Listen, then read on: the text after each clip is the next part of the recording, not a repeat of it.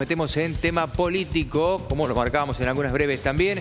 Gaby Ventura. ¿Cómo estás, Héctor? Bien. Buenas noches para vos y para quienes están del otro lado. Bueno, de hecho, el primero de los temas tiene que ver con los empleados estatales, porque se ha anunciado ya hace varias semanas un paro. Un paro general que están convocando, por un lado, las dos CTA, que están en un proceso de unificación ya hace un tiempo, la CTA autónoma y la CTA de los trabajadores a nivel nacional, con una conducción que ya trabaja desde hace varios meses en poder unificar y volver a tener una única central de trabajadores argentinos. Y en las últimas horas, luego de varios plenarios, ATE confirmó una medida de fuerza que va a ser el 5, es decir, dentro de 2 días, el próximo jueves. Arrancaría en gran parte del país desde el mediodía por la movilización a Plaza de Mayo, que va a haber fuertemente de trabajadores estatales.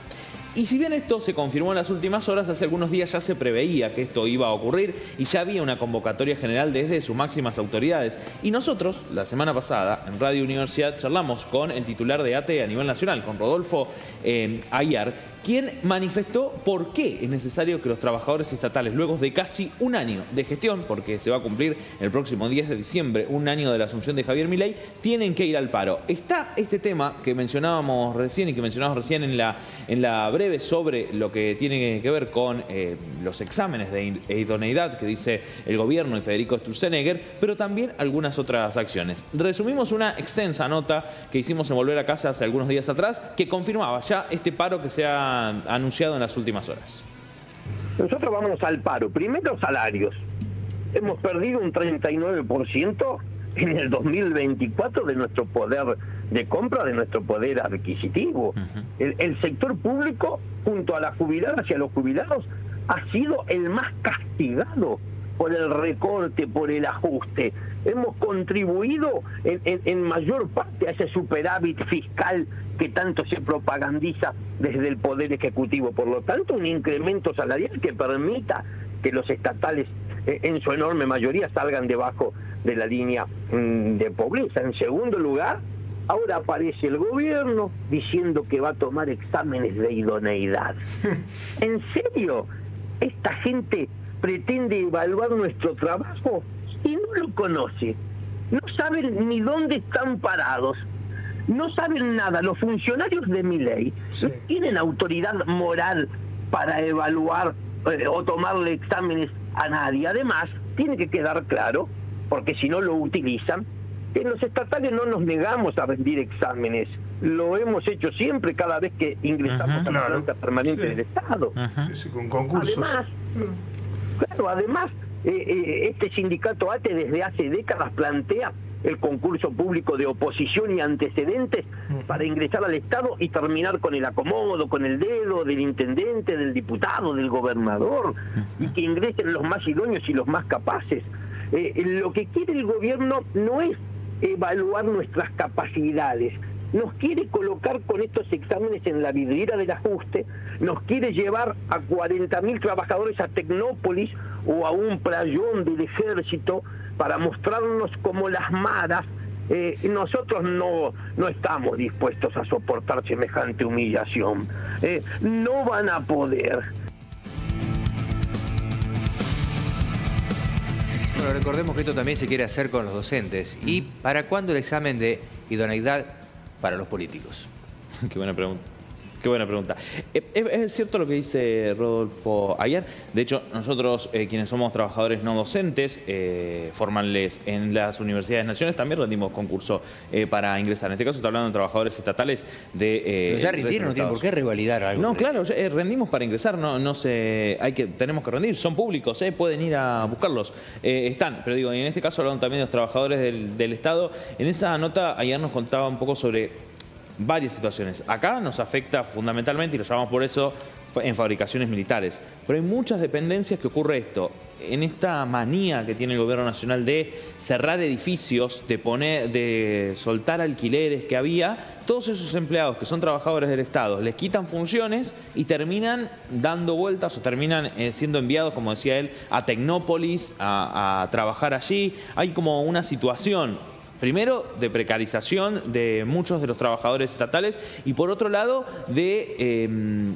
casi mandarlos a un destierro a quienes tienen que formar parte del trabajo del Estado. Uno piensa, si tenemos esos trabajadores y trabajadoras que tienen la idoneidad para poder llevar adelante la tarea, ¿por qué el Estado no puede cumplir funciones fundamentales? Como por ejemplo, aportar al sistema educativo o a la salud, que hoy volvieron a estar en el centro de la escena, Héctor, con declaraciones de Manuel Adorni, el vocero presidencial, que esta mañana habló de los ciudadanos extranjeros, de las personas que llegan a nuestro país, y en tanto educación pública, universitaria y salud pública. ¿Qué dijo Manuel Adorni? Dio vuelta todo el día, pero lo vamos a volver a escuchar aquí. Se va a disponer que las universidades nacionales puedan cobrar aranceles a los estudiantes extranjeros no residentes. Esto va a representar una fuente de financiamiento para las casas de estudio y para que, solamente como ejemplo, hoy uno de cada 3 estudiantes de medicina es precisamente extranjero. En segundo lugar, vamos a disponer en este cambio en el régimen migratorio el fin de la gratuidad de la atención médica para extranjeros tal como la conocemos hasta ahora. Los organismos nacionales, provinciales o municipales competentes en materia de salud van a determinar las condiciones de acceso al sistema de salud, incluyendo la posibilidad de cobrar el servicio a los extranjeros que no residan en el país.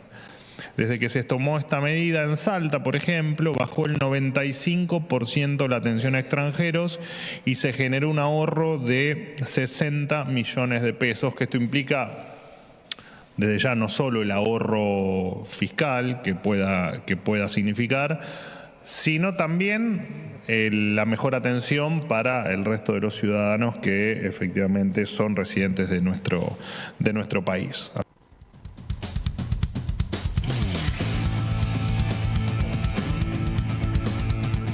No sé de dónde sacó el número Adorni, pero hoy con los que he hablado me dijeron está lejísimo, pero lejísimo de la realidad, hablando específicamente de medicina o de cualquier otra carrera, el porcentaje que él tiraba. Sí, primero eso, y segundo, yo he hablado con varios actores del Sistema Universitario Nacional hoy, un poco sobre este tema, me dicen, no entendemos lo desconectado de la realidad que está el discurso. Uno quiere creer que nuevamente se incurre en un error, pero es difícil de creer que a esta altura se esté incurriendo en un error. Primero decir que para ingresar a estudiar en una universidad nacional se tiene en cuenta la residencia de las personas. Entonces es ilógico lo que plantea Manuel Adorni desde lo que ocurre en las universidades nacionales. Y luego si vamos al porcentaje de estudiantes extranjeros, y particularmente en medicina, por lo que dice el propio vocero presidencial, los números no tienen nada que ver con lo que se anunció en el día de hoy. ¿Vos me estás diciendo que ya se tiene en cuenta la residencia? Claro, sí, para ser estudiante sí. universitario se necesita residencia para poder ser inscrito en una universidad. Pero recordemos, no es una residencia de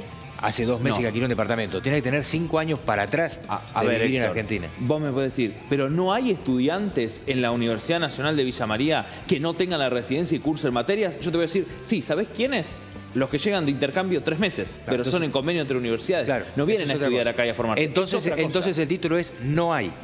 No funciona de esa manera. Ya esto se sabe que es así. Es algo que ha explicado ya el sistema universitario, que hay que volver a explicar, parece, a las autoridades nacionales que poco conocen de cómo funciona este sistema.